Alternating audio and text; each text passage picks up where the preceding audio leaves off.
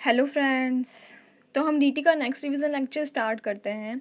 हम रीड कर रहे थे रीअसेसमेंट और reopening of the cases, that is income escaping assessment, and उसकी कुछ सेक्शंस हमने कल रीड की थी। एंड आज के रिवीजन लेक्चर में हमारा ये टॉपिक कंप्लीट हो जाएगा। तो हम स्टार्ट करते हैं। सबसे पहले exception to the time limit given under section 149। तो कल के लेक्चर में हमने देखा था कि 149 के अंदर 148 के नोटिस को इशू करने के लिए टाइम लिमिट दे रखी है, जिसमें हमने देखा था 4 ईयर्स एंड 1 लाख और अबव इनकम एस्केपिंग है, और लाइकली टू बी 1 लाख और अबव है तो 6 ईयर्स, एंड फॉरेन असेट का केस है तो 16 ईयर्स। तो वो सब को का एक्सेप्शन दे रखा है ये। एंड इस केस में क्या होता है, हम रीड करना स्टार्ट करते हैं।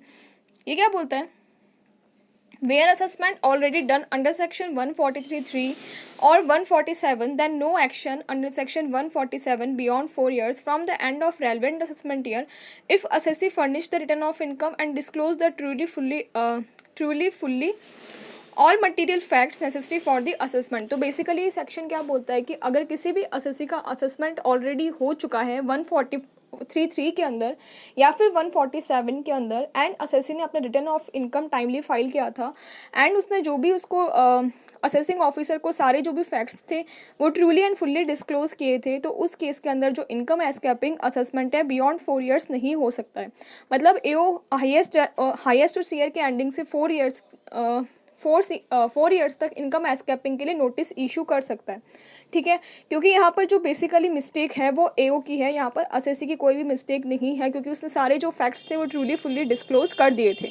ठीक है, लेकिन इसका एक्सेप्शंस है, वो है फॉरेन असेट। मतलब फॉरेन असेट के केस के अंदर 16 ईयर्स तक नोटिस इशू हो सकता है, भले ही वहाँ पर एओ की मिस्टेक हो। ठीक है, नेक्स्ट आता है rate for the income escaped. तो जो भी इनकम एस्केपिंग असेसमेंट हम करते हैं तो वहाँ पर रेट कौन सी एप्लीकेबल होगी, जो भी इनकम एस्केपिंग से का ईयर होगा, मतलब रेस्पेक्टिव ईयर की यहाँ पर टैक्स रेट एप्लीकेबल होगी। ठीक है, तो tax rate as per the respective years है वो यहाँ पर एप्लीकेबल होगी। ठीक है, नेक्स्ट आता है ड्रॉपिंग ऑफ द असेसमेंट। ठीक है, यहाँ पर ये बेसिकली क्या बोलता है, मैं आपको सिंपल वर्ड्स में इसको समझा देती हूँ कि अगर कोई असेसी है वो असेसिंग ऑफिसर को बोलता है कि ऑलरेडी वो उतनी इनकम पर टैक्स पे कर चुका है जितनी कि इनकम एस्केपिंग मिलाने के बाद में भी बाद में होती है, उससे भी ज़्यादा इनकम पर यहाँ पर टैक्स पे कर चुका है, तो उस केस में यहाँ पर जो वो है वो एप्लीकेशन देगा एओ को, एंड एओ अगर सेटिस्फाइड होता है उसकी रीजनिंग से तो उस केस में वो ड्रॉपिंग ऑफ असेसमेंट कर सकता है।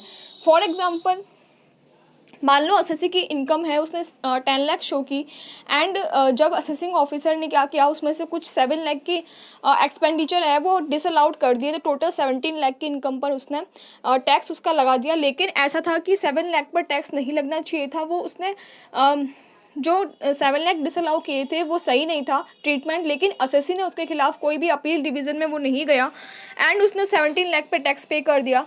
अब आगे जाके असेसिंग ऑफिसर ये बोलता है कि आपकी जो इनकम एस्केपिंग है वो यहाँ पे मान लो 3 लाख की है।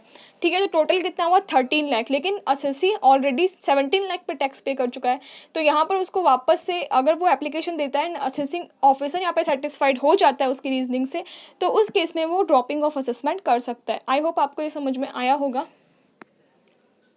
नेक्स्ट आता है सेक्शन 150, जो बोलता है no time limit for issue of notice under section 148। तो यहाँ पर कुछ कंडीशंस ऐसी होती है जहाँ पर 148 के नोटिस को इशू करने के लिए कोई भी टाइम लिमिट नहीं होती है, मतलब अनलिमिटेड टाइम लिमिट तक यहाँ पर नोटिस इशू हो सकता है। तो बेसिकली ये क्या बोलता है कि तो ये बेसिकली क्या बोलता है कि यहाँ पर क्या होता है कि अगर इनकम यहाँ पे 2 मेनली केसेस कवर्ड होते हैं, या तो किसी एक असेसमेंट ईयर से इनकम को किसी और असेसमेंट ईयर में टैक्सेबल करना है, या फिर एक असेसी से हटाकर दूसरे असेसी की के लिए वो टैक्सेबल करनी है। बेसिकली यहाँ पे 2 केस कवर होते हैं। तो बेसिकली अगर कोई भी केस है वो अपील रिवीजन के अंदर चल रहा है, अपील रिवीजन या फिर रेफरेंस के अंदर, एंड बाद में जाके उसका डिसीजन आता है, मान लो आज केस पेंडिंग था एंड 15-20 साल बाद जाके उसका डिसीजन आता है, देन उस केस के अंदर भी यहाँ पर इनकम एस्केपिंग असेसमेंट हो सकता है।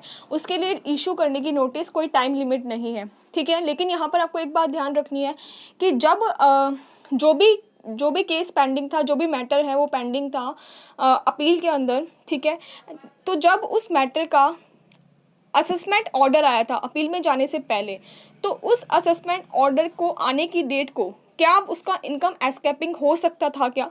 अगर हो सकता था तो यहाँ पर भले ही उसका अपील का जो डिसीजन है वो भले 10-15 साल बाद आ रहा है, फिर भी इनकम एस्केपिंग असेसमेंट हो सकता है। लेकिन अगर असेसमेंट ऑर्डर आने के टाइम पे वो केस नहीं ओपन हो सकता था, तो उस केस में यहाँ पर इनकम एस्केपिंग असेसमेंट नहीं होगा।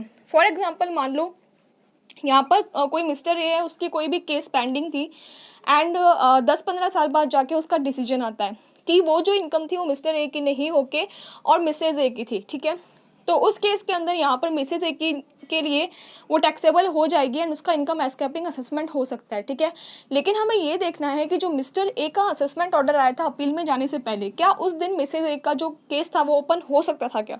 अगर वो उस टाइम पे ओपन हो सकता था तब तो यहाँ पर इनकम एस्केपिंग असेसमेंट होगा, अदरवाइज यहाँ पर नहीं होगा, ठीक है। आई होप आपको ये पॉइंट समझ में आया होगा। नेक्स्ट ये बोलता है time limit for the completion of the assessment, ठीक है। तो यहाँ पर जो टाइम लिमिट है असेसमेंट कंप्लीशन की वो बोलता है 9 month from the end of the previous year in which the notice under section 148 was served, ठीक है। तो जब भी 148 का नोटिस सर्व हुआ, ये इशू की बात नहीं कर रहा है, सर्व की बात कर रहा है, तो जिस ईयर के अंदर ये नोटिस सर्व हुआ उस ईयर के एंडिंग से 9 मंथ्स में कंप्लीट करना होगा, ठीक है। लेकिन अगर नोटिस है वो 1/4/2019 के बाद में इशू हुआ है तो उस केस में यहाँ पर जो टाइम लिमिट है वो 12 मंथ है। तो the 12 month from the end of the previous year in which the notice under section 148 was served, ठीक है। तो इसके साथ ही हमारा जो ये इनकम एस्केपिंग असेसमेंट टॉपिक है ये कंप्लीट होता है। आई होप आपको ये समझ में आया होगा। तो मिलते हैं नेक्स्ट रिवीजन लेक्चर में। Thank you.